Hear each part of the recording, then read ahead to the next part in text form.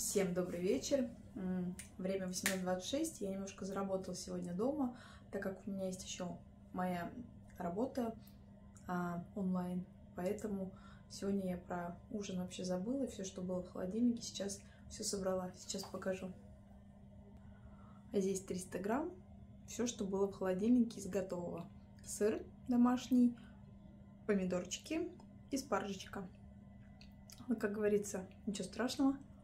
Переживем. А сегодня я по работе, мне нужно было делать обзор на пароочиститель. Сейчас покажу.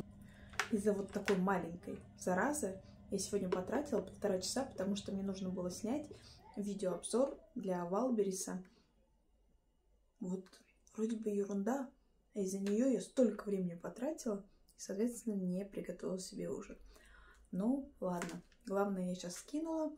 Надеюсь, что все пройдет, и мои труды будут не зазря.